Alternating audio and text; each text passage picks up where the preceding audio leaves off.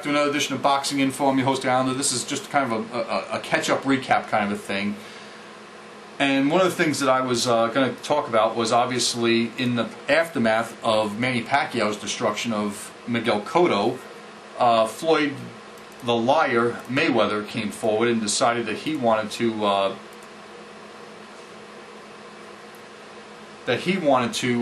go ahead and issue his challenge to Manny Pacquiao. Everybody got excited. Everybody got all up in all the comments on my page everywhere went crazy. Until Floyd Mayweather wouldn't back off this issue about the drug testing and going to Olympic-style drug testing. Well, Manny Pacquiao agreed to blood test at certain times and immediately after the fight, and it wasn't good enough for Floyd Mayweather if he wasn't given a blood test, randomly any time up until the fight. Well, I may have that wrong. It may have been within 7 days they called it off. I don't know. Listen, it's all bullshit. Just let's put it down. It's bullshit. The deal is this. In order for a fighter to get their license, whatever state they're licensed in, they've got to take a physical and they get blood drawn once a year at least. I was always under the impression that fighters coming from outside the country into the country, in order for them, like if a fighter from Argentina was coming here to fight the champion, blood was drawn from them some number of days before the fight to make sure that they weren't carrying any diseases or whatnot. The situation is this. This is Mayweather's way of pussing out of this fight, because he's acting like the tough guy, like I'll take Pacquiao on, he won't agree. Bullshit. The terms were agreed to, the money was agreed to, everything, the site, they could have sold 100,000 seats at Cowboy Stadium in Dallas, Texas. Jerry Jones wanted to fight there. Mayweather refused to fight there. No matter where this fight takes place in the world, no matter where, it could be Grand Rapids, Michigan, it could be Las Vegas, Pacquiao is always going to have the crowd behind him. So obviously the Golden Showers people, who are representing the Liar, didn't want 100,000 people against Mayweather. I can understand that. But eventually he sabotaged the fight. So the fight fell through, and 2 other fights were born out of this. With the devastation and the earthquake in Haiti crushing the Shane Mosley-Andre Berto unification fight, Shane Mosley, inactive for 13 months now, is without an opponent.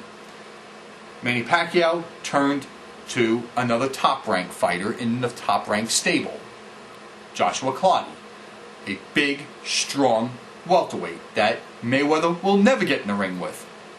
There's Clottey, Pacquiao, March 13th, still at Cowboy Stadium.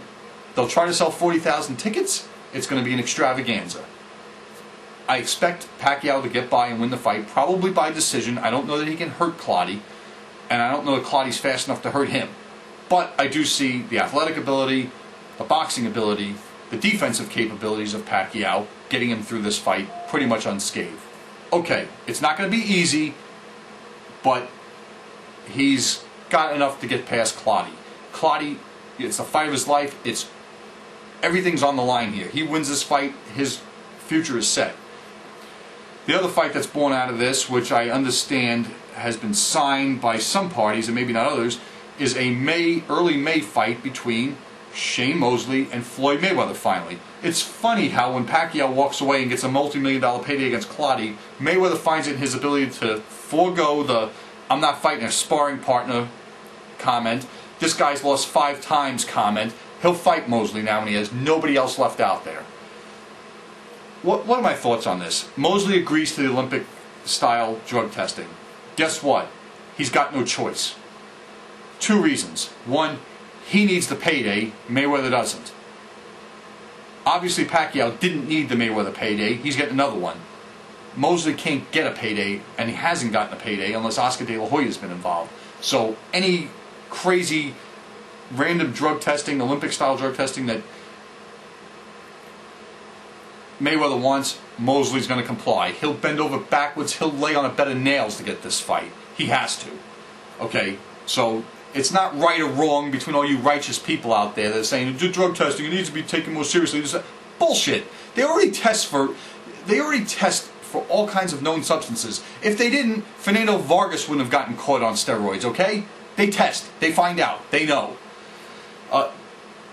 James Toney. All these fighters that have been tested and caught recently, they test and they know. Now, of course, they didn't give Aaron Pryor a urine analysis after his first fight with Alexis Arguello. Nobody knows why. Again, it was Miami. The Florida State Athletic Commission is not known for hosting like mega fights, but there's one that slipped through the cracks. Okay, neither here nor there. Mosley's going to comply to the testing. What does the Islander think is going to happen in this fight? Floyd Mayweather's going to win this fight. Maybe by the slightest of margins, maybe 8 rounds to 4. He's got enough to keep Mosley away, to keep Mosley from... Mosley, in a way, he's not identical, but there are similarities between he and Kessler. Whereas he's the athletic guy, but when he's put up against a guy who's very good straight-laced, I'm talking Vernon Forrest, I'm talking Winky Wright, I'm talking Mayweather, who can box and play defense and stay out of harm's way, he has struggled in the past. And my thinking is this. I think that Mayweather's going to do enough to win the decision. I hope Mosley wins the fight. I hope Mosley can win the fight and go off into the sunset. Does he have the ability to win the fight? He sure as hell does. My notion is that Mayweather's going to play keep away. It's not going to be an action-packed fight like we think it is. It's going to be a very contentious chess match. And Mayweather's going to do just enough to win the fight, or he should be able to do just enough to win the fight. Maybe Mosley hits him and hurts him and knocks him out. I mean, that would be great, wouldn't it? I'm just thinking. The other fallout from all these fights recently is that now Miguel Cotto, I believe, they're trying to get a fight with Yuri Foreman at the new Yankee Stadium on the eve of the Puerto Rican Day Parade. Look, Cotto's power was very good at welterweight.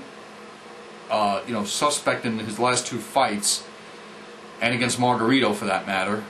Yeah, I know Margarito's loaded gloves is what helped him be able to absorb with his chin all of Cotto's best shots, right? Yeah. That he hasn't shown the same power he did at 140 pounds, although it's still been very good. Ask Carlos Quintana. I'm not sure how a trip to 154 is going to do against a guy who's going to be very difficult to find. And Yuri Foreman is one of these guys, like Andre Ward, that, once they get a shot at the title and become champion, they may be very, very tough to beat. And that's going to be it for this show. I'll try to, go forward with other things that might be in the news and other things that, I'm getting real tired of these fights that are signed and then they get fall into. I can understand Andre Berto. My heart goes out to him and his family and all those people. I mean, I just heard on the radio yesterday that if you did it like I did it, just by texting $10 to your cell phone company or this and that to donate $10 to Haiti or whatever you donated, the United States alone raised over $280 million for those people. I mean, applaud yourself if you were a part of that, because, it's just a great show of, charity and just heart, for this country. That's going to be it for this show. I'll be back.